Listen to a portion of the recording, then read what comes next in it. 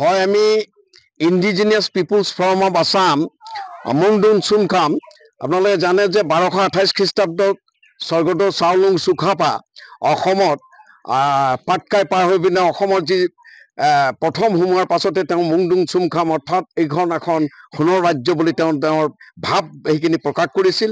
আৰু আজি আমি অতি আনন্দিত হৈছোঁ যে এইজন মহান পুৰুষ, এইজন আদৰ্শবান, যিজনৰ ৰাজনৈতিক জীৱনৰ আমাক এক নতুন পাতনি, নতুন ইতিহাসৰ যদি আমি চাওঁ তেতিয়াহ'লে আজিকালিৰ দিনত চাওলুং চুকাফাক বাদ দি পিনে আমি ৰাজনীতিৰ ক্ষেত্ৰত পথাৰখনতো আমি যাব নোৱাৰোঁ। গতিকে যিজন ব্যক্তি, এনে এজন ব্যক্তি আছিল, আমাৰ উপৰোক্ত বক্তা তেখেতে অলৰেডি গোটেই কথাখিনি কৈছে।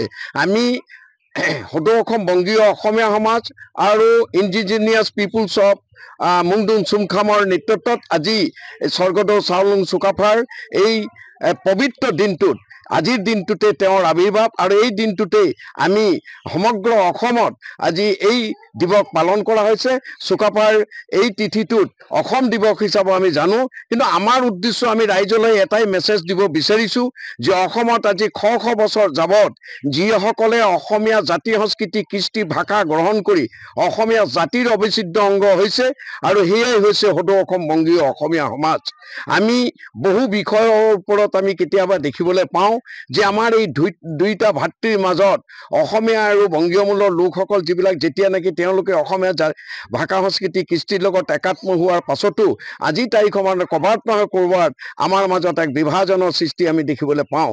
গতিকে এইবিলাকক নাইকিয়া কৰাৰ কাৰণে বা ৰাজনৈতিক হস্তক্ষেপৰ ক্ষেত্ৰত আমাৰ দুই ভাতৃৰ মাজত আমাৰ যি বিভাজন সৃষ্টি কৰাৰ চেষ্টা কৰিছে, তাকেই আমি স্বৰ্গদেউ চাওলুং চুকাফাৰ আজিৰ এই পবিত্ৰ দিনটোত আমি যৌথভাৱে পালন কৰি পিনে অসমবাসীক আমি দেখুৱাই দিব বিচাৰিছোঁ যে আমি প্ৰকৃততে অসম আৰু অসমীয়া জাতি সংস্কৃতি কৃষ্টিৰ লগত একাত্ম হৈ পিনে অসমখনক আগুৱাই লৈ যোৱাৰ যি প্ৰচেষ্টা, সেই প্ৰচেষ্টাক আমিও অসমীয়া জাতিৰ অবিচ্ছেদ্য অংগ হিচাপে আমি আজি এই দিৱসটো আমি পালন কৰিব লৈছোঁ।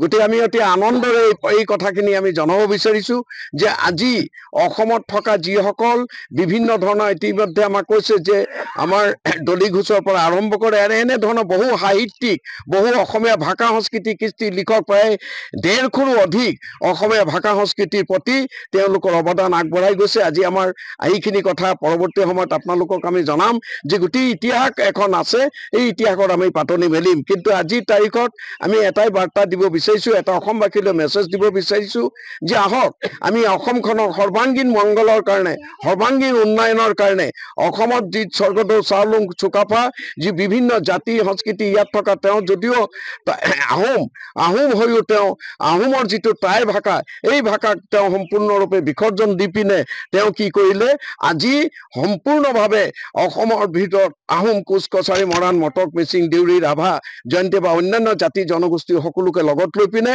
বৰ অসম ৰচনা কৰাৰ যি তেওঁ এক সপোন দেখিছিল, সেই সপোন আজি আমি বাস্তৱত পৰিণত হোৱা দেখিবলৈ পাইছোঁ।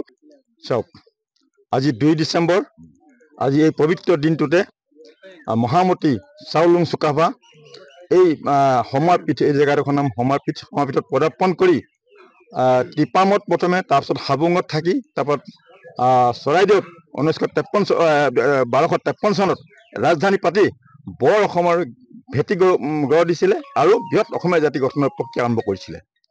এতিয়া অসমীয়া জাতি গঠনৰ প্ৰক্ৰিয়াটো বৰ্তমান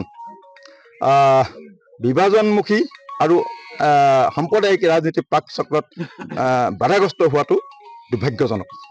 আৰু দ্বিতীয় কথা, কোনোবাই কৈছে যে সদৌ অসম বংগ অসমীয়া সমাজ লগত এই কামটো কৰাৰ কাৰণে বিতৰ্কৰ সৃষ্টি হৈছে। কোনোবাই ভাল পাইছে, কোনোবাই বেয়া পাইছে।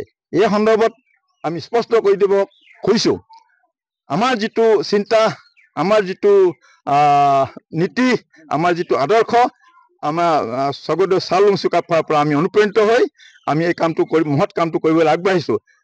অৰ্থাৎ অসমত বসবাস কৰা সকলো বৌদ্ধ নাগৰিকক একত্ৰিত কৰি এটা বৃহৎ অসমীয়া জাতি গঠন কৰাৰ লগতে মানে ৰাজনৈতিকভাৱে সংগঠিত আৰু ঐক্যবদ্ধ কৰি এটা আমি খিলঞ্জীয়া ৰাজনৈতিক দল, খিলঞ্জীয়া নেতৃত্বত এটা ৰাজনৈতিক দল খুলি আমি সকলো ক্ষমতা বৌদ্ধ নাগৰিকৰ হাতত ৰাখিম। মই পৰৱৰ্তী সময়ত এই বিষয়ত মই ভালকৈ লিষ্টখন গাই দিম। ছবছৰীয়া বিদেশী বহিষ্কাৰ আন্দোলনত 855 জন শ্বহীদ হৈছে।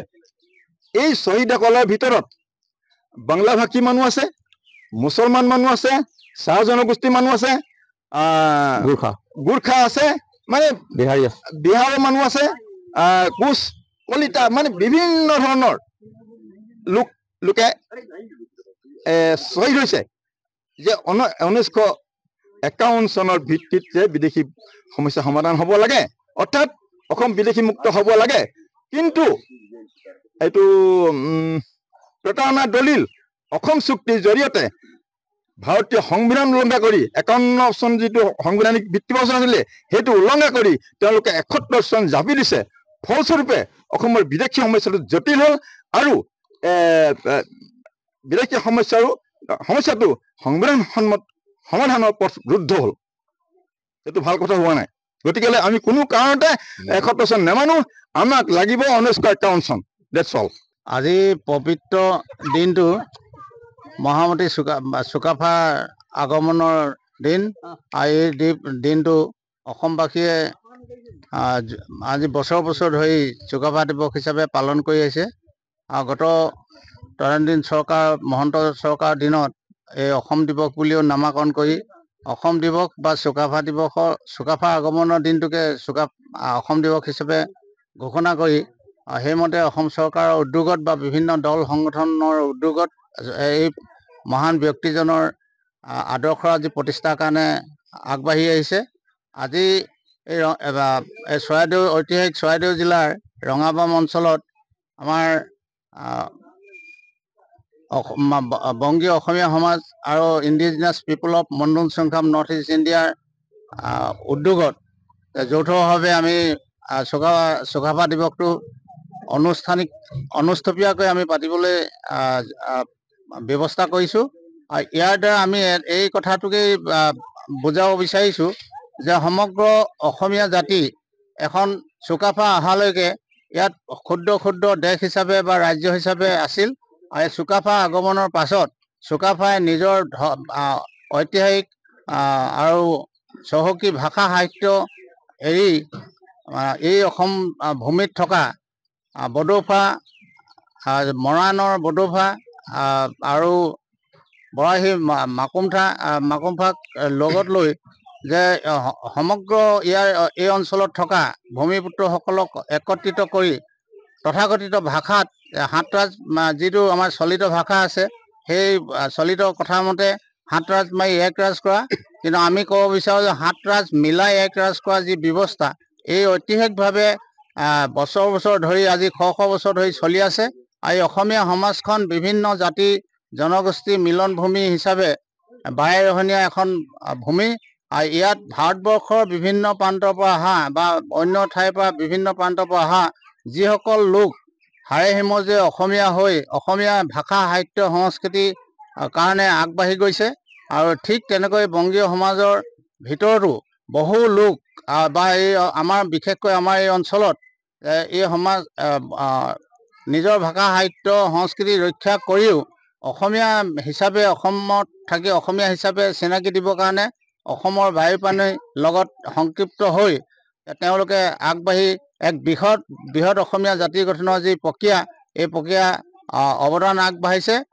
উল্লেখযোগ্য যে যিসকল মহান পুৰুষ সেইসকলৰ ভিতৰত আমাৰ অসমৰ বহুকেইজন লোক মূলতঃ বংগভাষী, প্ৰকৃততে অন্য ৰাজ্যৰ বা পশ্চিমবংগ বা অন্য ৰাজ্যৰ আছিল, কিন্তু তেওঁলোকে ইয়াত অসমৰ ভাষা সাহিত্য সংস্কৃতিলৈ বৰেণ্য অৱদান আগবঢ়াইছে।